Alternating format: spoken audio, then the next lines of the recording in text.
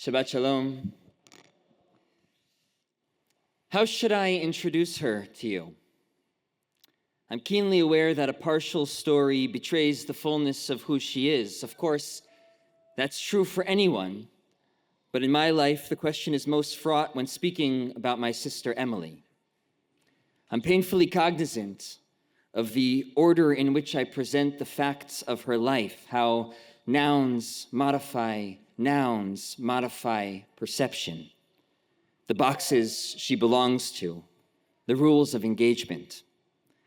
I've come to no definitive conclusions about how to introduce you to Emily, just a lifelong journey of trying to understand who she is and who I am and who is the God that made us both. My sister Emily is 42, the oldest of the 3 Panitz children.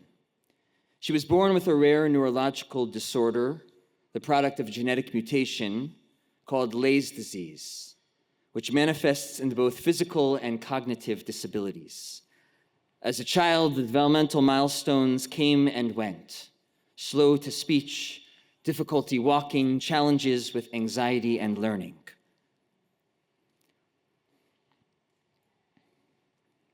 Only now, as a parent myself, can I begin to imagine how frightening and uncertain these years were for my parents. The flurry of doctors and the incorrect diagnoses, the baby groups and the graduation ceremonies, the well-meaning questions, the pity and praise. These days, Emily lives at home with my parents, dependent on their care for the activities of daily living. My sister Emily is 42, the oldest of the 3 Panitz children. But I remember when it stopped feeling that way. I must have been 7 or 8, and she wanted to play house. I remember thinking that only little kids play that game, not me, and certainly not a 13-year-old, but we played, because that's what she wanted to do, and that's what it meant to be her brother. Somewhere along the way, as the sibling of a disabled person, you learn to patrol the room for glances that last too long, for whispered comments aimed at her direction. But worse, you can become suspicious of kindness, skeptical that people don't mean all the nice things they say about your sibling. You wonder if they see what you see. My sister Emily is 42, the oldest of the 3 Panitz children, which means she was the first to have a bat mitzvah, reading from the Torah slowly, with a stutter, and masterfully. She was the first of the siblings to graduate high school and the first to get a job working at a Montessori school with children who always wanted to play house. She loves word searches, and I'm pretty sure she likes keeping a list of the movies she's seen more than she enjoys actually watching them. In recent years, she's carved out a niche as the go-to Hebrew teacher for the local community of Jews for Jesus. Yes, you heard that right. Emily is deeply loving. She was the first person to tell me that I'd be a great father, and she expresses her love for me, Ilana, and the kids openly and often. And so, how should I introduce her to you? I want you to know who Emily is. I want you to understand what you have in common with her and never, ever forget that. I want you to recognize the beauty of her spirit, the generosity of her being. I want you to see that many of her gifts are intertwined with her disability. That disability cannot exclusively be defined as what life has robbed from her.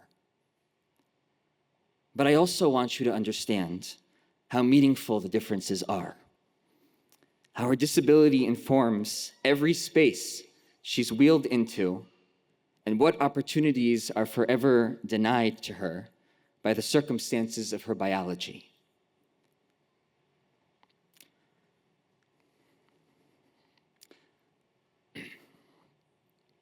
Emily will never run through a field or ride a bicycle, will never go off to college or raise a family of her own. Even as I remind myself to resist conflating the quote-unquote ideal life with the normative life, I grieve the losses that she never had the chance or the choice to pursue. But here we must be precise. We must be careful to distinguish between the opportunities that are denied by biology and those denied by society. When a society determines what expression of humanity counts as normal, it's these bodies and minds that are privileged by the power structures of society. Norms are created in the image of the normal. In the 1970s, disability activists, in their pursuit of civil rights and more equitable access to public space, articulated what's known as the social model of disability, which argues that people are disabled in large part by specific societal choices. In the words of the great disability rights activist Judy Heumann, of blessed memory, "It is not a tragedy to me that I'm living in a wheelchair. Disability only becomes a tragedy when society fails to provide the things we need to lead our lives, such as job opportunities or barrier-free buildings," end quote. The architecture of ableism is built from a blueprint of bias, rendering those with non-normative needs as unworthy of the same opportunities afforded to everyone else. In this week's Parsha, we see, in our sacred scripture, the shameful law that prohibits a priest with a blemish from offering a sacrifice to God. Leviticus 21. Kol ish asher bo mum mizera Aharon hakohen, lo yigash lahakriv et ishe Hashem. No man among the offspring of Aaron the priest who has a blemish shall be qualified to make an offering to God. No man who is blind or lame or who has a limb too short or too long, no man who has a broken arm or a broken leg, or who is a hunchback or a dwarf, or who has a growth in his eye, or has a boil, scar, or scurvy, or crushed testes, born into a life of temple service, they are barred from fulfilling their duty. Their biological circumstance becomes their social reality. This is what my friend Jen calls a clobber text. Like the sections of Leviticus that have been the proof text for exclusion and violence against the LGBTQ plus community for centuries, this text is a gut punch for those living with disability. It is an annual reminder that the world of the Torah marks bodies like their own as inferior and therefore unworthy. It would be tempting to say that a text like this is no longer relevant, no longer applicable. With the destruction of the first and second temples, Judaism ceased to be a religion of sacrifices and priestly duties. There are now no priests with blemishes to disqualify. But that approach fails us in crucial ways. It recasts the Torah as nothing more than a historical document, evidence, in this case, of the prejudices of the Iron Age Israelites. It treats Torah as simply a window into the past, rupturing its relevance to the present. But of course, a religious encounter with Torah means seeing it not only as a window, but also as a mirror. In her book, which if you're going to take one book recommendation from me all year, this is it. Loving Our Own Bones, Disability Wisdom and the Spiritual Subversiveness of Knowing Ourselves Whole.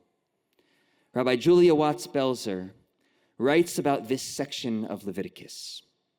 She says, "I hear this Torah as a call to witness the long shadow of stigma and exclusion that has shaped the lives of so many disabled people.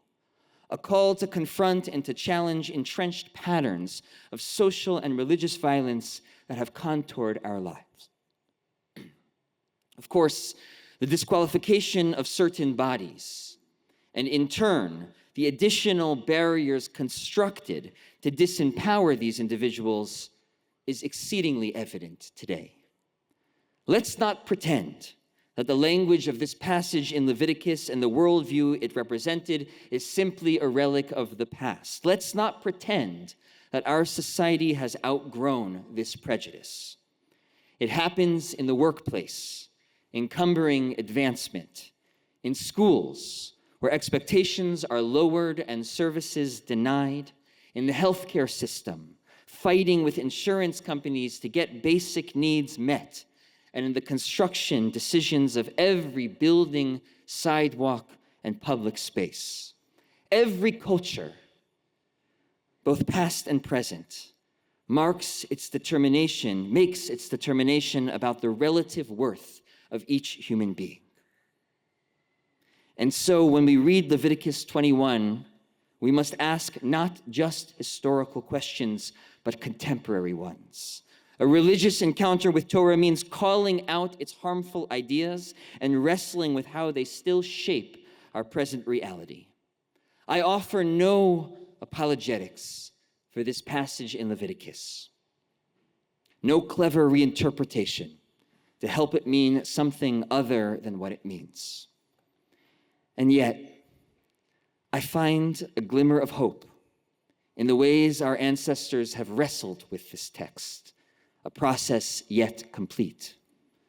A slow turn towards the ultimate and timeless truth that all human beings are created in the image of God, that our utmost responsibility is to create a world that manifests and reflects that truth.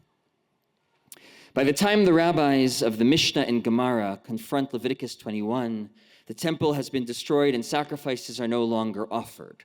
The role of the priest has been greatly diminished. His new ritual responsibility is to bless the congregation when they're assembled in prayer. Perhaps you've seen this before. The Kohanim, with talitot over their heads, their hands outstretched, offering that ancient three-part blessing, Yivarechecha Hashem v'yishmerecha. May the Lord bless you and keep you. The rabbis are radical reshapers of the law, but they also prefer continuity with what came before them. Rather than dismiss the laws of the blemished priest, they reapply them to the context of the priest offering the priestly blessing. But listen to the crucial differences between the Talmud's presentation of this moment and what we read in Leviticus. Rabbi Yochanan said, "A man who is blind in one eye may not lift up his hands because the people will stare at him and become distracted from the blessing itself." The Talmud is making a significant but ultimately insufficient move. Significant because the problem with the priest is no longer actually about the priest. The problem is the people who stare, the people who are distracted by this difference. But ultimately insufficient, because the prohibition is maintained. The half-blind priest remains barred from fulfilling his duty because the people are unable to focus. The priest bears the consequences of the people's behavior. But then the Talmud challenges its own conclusion, not with a theory, but with evidence of an alternative. The Talmud continues, "But there was a man like this, who was blind in one eye, in Rabbi Yochanan's neighborhood, and he spread his hands. He was familiar in his town." Rabbi Julia Watts-Belzer explains, "A disabled priest who is known to his congregation need not be excluded from the ritual of blessing because the community's gaze will not stumble over his familiar form. Familiarity diffuses the stare." But let's be clear. For this teaching to live up to its potential, it must mean more than a passive acceptance of those with different bodies and minds. Familiarity cannot simply emerge from tolerance, and it certainly cannot be predicated on those with disabilities learning to pass. Generating the conditions for and the experience of familiarity is the moral responsibility of the community. It starts with the careful self-examination of the destructive ideas and assumptions that have crept into our beliefs. It means challenging the notion that those with conventional bodies and minds represent the ideal, and in turn are most deserving of opportunity. It means identifying what barriers, both visible and invisible, have been constructed that keep those with disabilities at a distance and then tearing them all down. We have a collective responsibility to become familiar with those who are different from us, seeing them always in the fullness of their humanity. Familiarity grows from the awareness that the beauty of creation is reflected in its diversity. But for that awareness to fully blossom, we must create the conditions for growth, actively, passionately, urgently. Shabbat Shalom.